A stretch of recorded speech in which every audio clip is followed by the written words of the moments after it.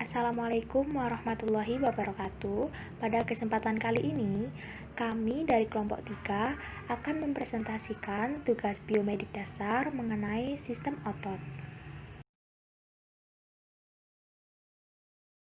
Sebelum lanjut ke materi, izinkan kami untuk memperkenalkan anggota kelompok kami. Pertama, Maharani Aulia Ayuningrum dengan NIM 200612635339. Kedua, Agadonas Kasib Mabin dengan NIM 200612635363. Ketiga, Putri Aurel Titania Limbong dengan NIM 200612635332. Keempat, Nur Faiza dengan NIM 200612635241. Kelima, Yolanda Esiahaan dengan NIM 200612635232.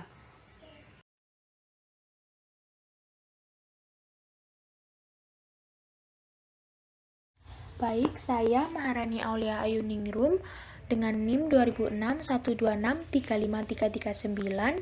Di sini saya dan kelompok saya akan menjelaskan materi mengenai sistem otot.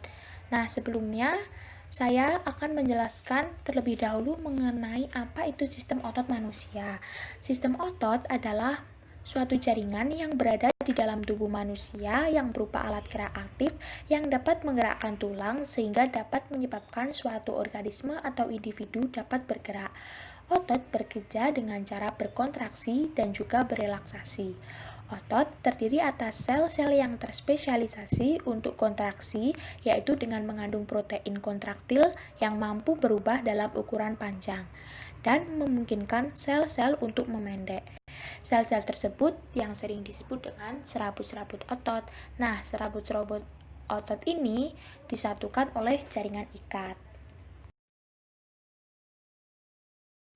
Selanjutnya, saya akan menjelaskan tentang struktur sistem otot. Nah, di sini sudah terdapat gambar tentang bagian-bagian dari sistem otot.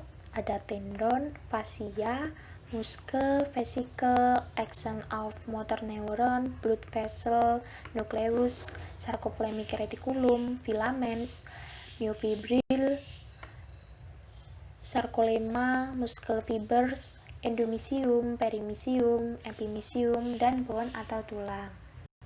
Nah, struktur yang pertama yaitu tendon. Tendon merupakan jaringan ikat fibrosa atau tidak elastis yang tebal dan berwarna putih yang menghubungkan antara otot rangka dengan tulang. Urat-urat ini berupa serabut-serabut simpal yang putih, berkilap, dan tidak elastis. Selanjutnya, atau yang kedua adalah fascia. Fascia adalah suatu jaringan ikat yang merupakan gabungan dari jaringan fibrus dan areolar yang membungkus dan juga menghimpun otot menjadi satu. Nah, setiap vasikulus ini dipisahkan oleh jaringan ikat, yaitu perimysium. Di dalam vesikel, endomysium ini mengelilingi satu berkas sel otot. Nah, di antara endomysium dan berkas sel otot tersebar sel satelit yang berfungsi untuk perbaikan jaringan otot yang telah rusak. Yang ketiga adalah sarkolemma. Sarkolemma adalah unit struktural dari jaringan otot yang berdiameter 0,1 mm dengan panjang 1-40 mm yang melapisi suatu sel otot dan memiliki fungsi sebagai pelindung otot serta pelindung otot besar dalam jaringan, terutama jaringan elastis yang akan meningkat sejalan dengan penambahan usia. Yang keempat adalah myofibril. Myofibril merupakan serat-serat yang terdapat di dalam otot. Nah, ketika kita lihat menggunakan mikroskop, myofibril ini akan tampak seperti pita gelap atau thick filament dan pita terang atau thin filament yang saling bersilangan. Selanjutnya adalah myofilament. Myofilament atau benang-benang atau filamen yang halus yang berasal dari myofibril dan terbagi atas dua macam, yaitu myofilamen homogeni yang biasanya terdapat pada otot polos dan myofilamen heterogen yang biasanya terdapat pada otot jantung atau otot kardia dan juga pada otot lurik. Selanjutnya adalah sarkoplasma. Sarkoplasma adalah sebuah cairan sel otot yang berfungsi untuk tempat di mana myofibril dan juga myofilamen berada. Nah, yang terakhir ini adalah retikulum sarkoplasma. Retikulum sarkoplasma merupakan bagian yang padat dari fascia dalam dan menampakkan tendon-tendon yang berjalan dengan melalui pergelangan dan mata kaki, lalu masuk ke dalam tangan dan juga kaki. Nah, retikulum sarkoplasma ini berperan dalam metabolisme, eksitasi, dan juga kontraksi otot seperti itu.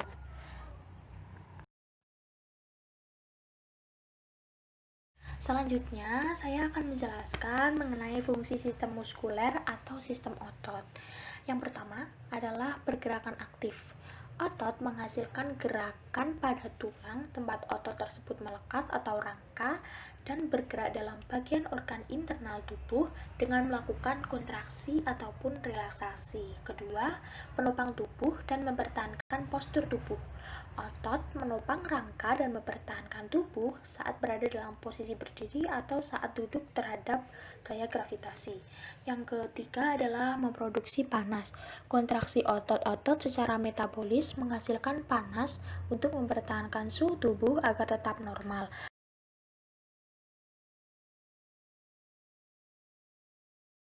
4. Melaksanakan kerja, misalnya berjalan, memegang, mengangkat. Nah, fungsi ini dilakukan oleh otot lurik. 5. Mengalirkan darah, yakni mengedarkan sari makanan dan oksigen. Fungsi ini dilakukan oleh otot polos. 6. Menggerakkan jantung yang dilakukan oleh otot jantung. 7. Gerakan tubuh melalui kontraksi otot-otot kerangka. 8. Penjagaan postur juga melalui otot-otot kerangka. 9. Pernafasan melalui gerakan otot torak atau otot dada. 10. Produksi panas tubuh yang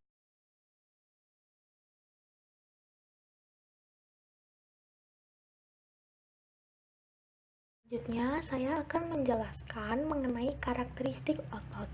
Karakteristik otot terbagi menjadi 3 macam.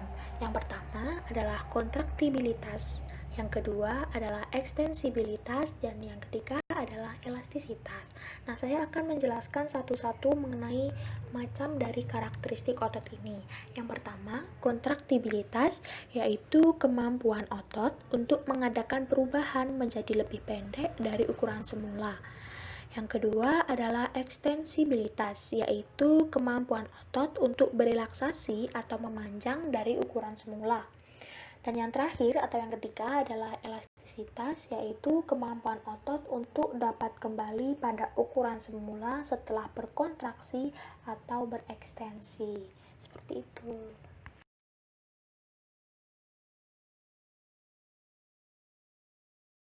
Perkenalkan, nama saya Yolanda Silviana Siahaan, NIM 200612635232. Ingin menjelaskan materi tentang macam-macam otot pada manusia. Yang pertama, otot polos. Otot polos sering disebut otot visceral. Otot polos adalah otot yang involunter, bekerja tanpa kesadaran kita, yang dipengaruhi oleh sistem saraf tak sadar atau saraf otonom. Otot polos dibentuk oleh sel-sel yang berbentuk gelendong, di mana kedua ujungnya runcing dan mempunyai satu inti sel di tengah. Otot polos terdapat pada mata. Otot polos berfungsi untuk mengubah ukuran iris atau selaput pelangi dan mengubah bentuk lensa mata. Otot polos pada kulit. Otot polos yang menyebabkan bulu kuduk berdiri saat menghadapi cuaca dingin atau rasa takut yang menghampiri. Otot polos pada sistem otot manusia. Pada sistem otot manusia, mekanisme kerja otot polos ini dikendalikan oleh sistem absorb otomatis. Artinya otot ini bisa bergerak dan dikendalikan oleh alam bawah sadar otak tanpa perlu Anda kendalikan dengan pikiran sadar. Sistem otot polos pada sistem pencernaan. Mekanisme gerak otot polos pada sistem pencernaan seperti berkontraksi dan relaksasi secara bergantian membantu makanan masuk ke dalam tubuh saat proses pencernaan terjadi. Ciri-ciri otot polos. Yang pertama, waktu kontraksi antara 3 sampai 180 detik. Yang kedua, bentuk dari otot polos adalah gelendong. Yang ketiga, terletak pada organ dalam. Yang keempat, memiliki satu inti sel yang berada di tengah. Yang kelima, pergerakannya dari otot polos lambat dan mulai lelah. Yang ketujuh, dipengaruhi oleh saraf otonom. Yang kedelapan, otot polos biasanya berada pada bagian usus, saluran peredaran darah, dan otot di saluran kemih. Yang kesembilan, tidak diperintah oleh otak dan tidak dipengaruhi oleh otak. Yang kedua, otot lurik atau skeletal muscle. Otot lurik juga dinamakan otot rangka. Mengapa? Karena menempel pada rangka. Otot lurik adalah otot yang menempel pada rangka tubuh manusia yang digunakan dalam pergerakan. Otot lurik adalah otot yang bekerja di bawah kesadaran. Dinamakan otot lurik karena adanya sisi gelap dan terang yang berselang-seling.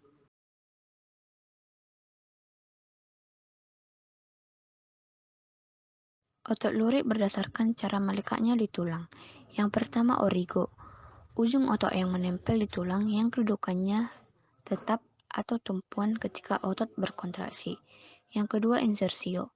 Bagian otot yang menempel pada tulang yang akan digerakkan ketika otot berkontraksi.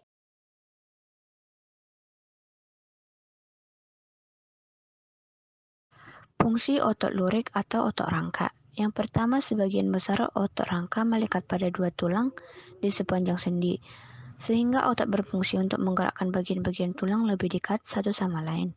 Otot rangka tidak hanya berfungsi untuk menghasilkan gerakan, tapi juga menghentikannya. Jaringan otot ini membantu mengendalikan secara sadar fungsi-fungsi tertentu di dalam tubuh, seperti mengunyah dan buang kecil maupun besar.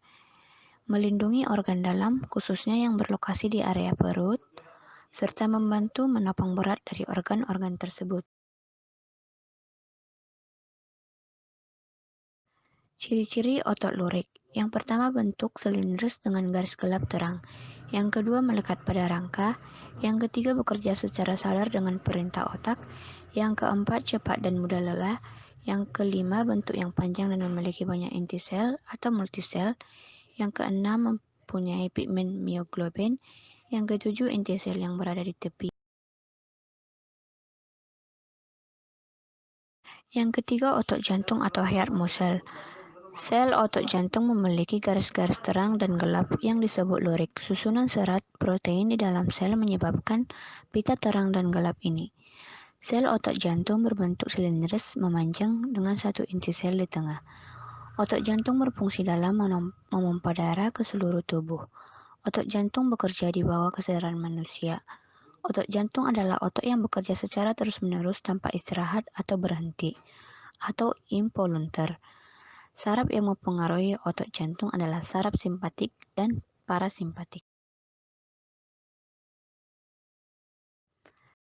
Kontraksi otot jantung. Kontraksi dari otot jantung umumnya dikendalikan oleh alam bawah sadar, tapi cukup kuat dan memiliki irama. Saat otot jantung berkontraksi, darah akan dipompa keluar. Sementara saat otot jantung relaksasi, darah akan kembali masuk ke jantung setelah bersirkulasi ke seluruh tubuh. Ciri-ciri otot jantung. Yang pertama, otot jantung berbentuk silindris. Yang kedua, memiliki percabangan. Yang ketiga, otot jantung terletak pada jantung. Yang kelima, memiliki satu inti sel yang berada di tengah. Yang keenam, bekerja tanpa kesadaran manusia. Yang ketujuh, bekerja terus-menerus dan tidak membutuhkan istirahat.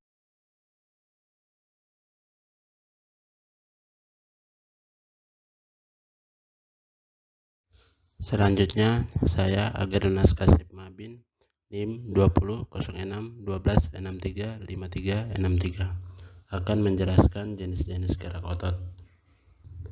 Ada dua jenis gerak otot, yaitu antagonis dan sinergis. Antagonis atau berlawanan. Antagonis artinya kerja dua kelompok otot saling berlawanan. Jika satu kelompok otot kontraksi, maka kelompok otot yang lain bereaksi. Sebagian besar otot tersusun dalam pasangan yang antagonis. Contohnya, biceps dan triceps pada otot lengan atas. Nah, di sini kita lihat contoh arah gerak otot antagonis.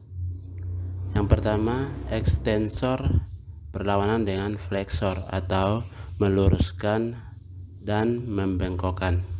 Yang kedua, abduktor berlawanan dengan aduktor atau menjauhkan dan mendekatkan. Yang ketiga, depresor berlawanan dengan elevator atau ke bawah dan ke atas. Yang keempat, subsintor berlawanan dengan pronator atau menengadah dan menelengkuk.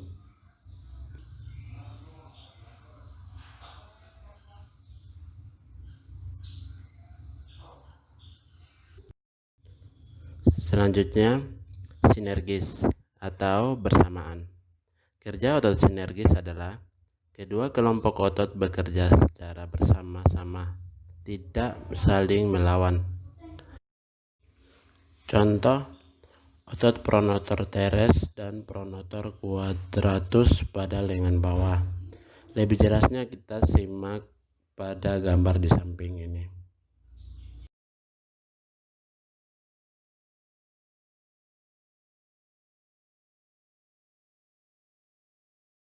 Selanjutnya, perkenalkan saya Putri Aurel Titania Limbong, NIM 200612635332. Saya akan menjelaskan tentang macam-macam gerak otot. Yang pertama ada ekstensi dan fleksi. Fleksi adalah gerak otot fleksor mengurangi sudut antara dua tulang sehingga bagian tubuh menekuk. Dan ekstensi adalah gerakan otot ekstensir meningkatkan sudut antara dua tulang untuk meluruskan kembali bagian tubuh yang telah ditekuk saat melakukan fleksi tadi. Misalnya ketika kita menekuk lutut dan siku, lalu meluruskannya kembali. Fleksi dan ekstensi terdiri dari gerakan maju dan mundur dari tubuh. Fleksi itu berperan untuk menyatukan dua bagian anggota tubuh atau menekuk sendi, sedangkan ekstensi itu menjauhkan dua bagian anggota tubuh satu sama lain atau meluruskan sendi, seperti yang bisa kita simak pada gambar.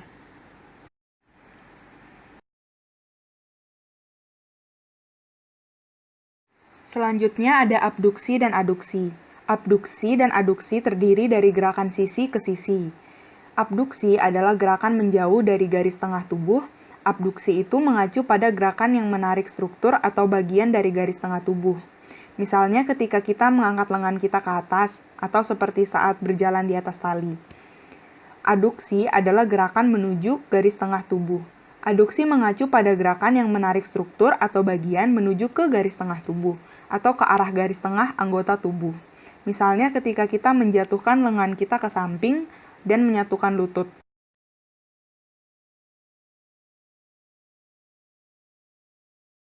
Lalu ada depresi dan elevasi. Depresi dan elevasi mengacu pada gerakan di atas dan di bawah horizontal.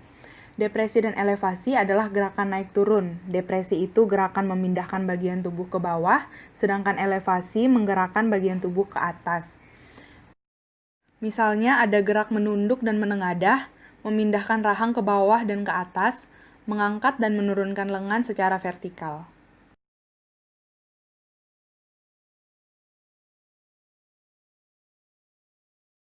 Protraksi dan retraksi. Protraksi adalah gerakan tulang ke depan tanpa mengubah sudut, dan retraksi adalah gerakan tulang ke belakang tanpa mengubah sudut. Misalnya, ada ketika kita mendorong sesuatu atau melempar bola. Retraksi itu gerakan penarikan ke belakang, sedangkan protraksi adalah gerakan penarikan ke depan. Lalu ada juga pada gerakan anterior-posterior pada tulang belikat dengan rahang.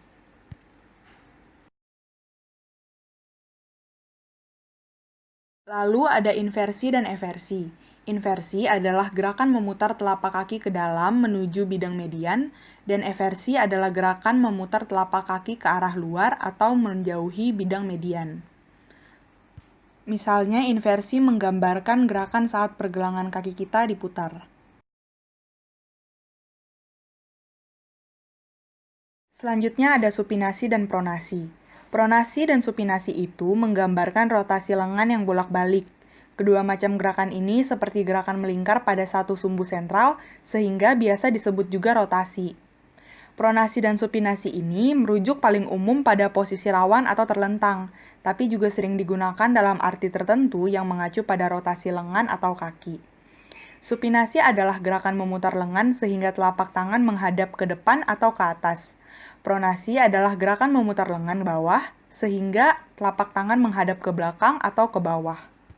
Pronasi dan supinasi ini itu merupakan gerakan yang unik karena hanya mungkin terjadi di lengan tangan.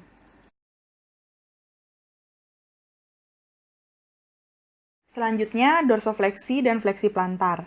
Dorsofleksi dan fleksi plantar merujuk pada ekstensi atau fleksi yang seperti dijelaskan di awal tadi, tapi kali ini terdapatnya pada kaki atau di pergelangan kaki kita. Istilah ini merujuk pada kelenturan ke arah punggung kaki, dorsum pedi itu permukaan atas kaki ketika kita berdiri, dan pada kelenturan ke arah telapak kaki. Dorsofleksi atau dorsiflexion adalah tempat jari-jari kaki mendekat ke tulang kering. Ini mengurangi sudut antara dorsum kaki dan tungkai. Misalnya saat kita berjalan dengan tumit, pergelangan kaki kita digambarkan berada dalam posisi dorsofleksi. Selanjutnya ada fleksi plantar atau plantar flexion. Itu adalah gerakan yang mengurangi sudut antara telapak kaki dan bagian belakang kaki. Misalnya gerakan kita saat menekan pedal mobil atau ketika kita berdiri berjinjit.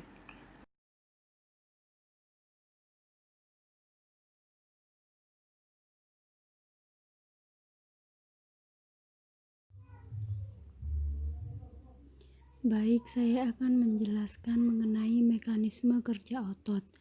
Perjalanan impuls hingga masuk ke myofibril impuls, lalu melalui saraf, setelah itu melalui sinapsis, lalu menuju neurotransmitter, lalu asetilkolin, dan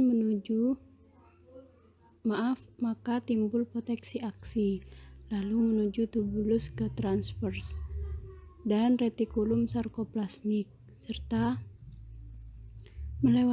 mengeluarkan ion Ca2+.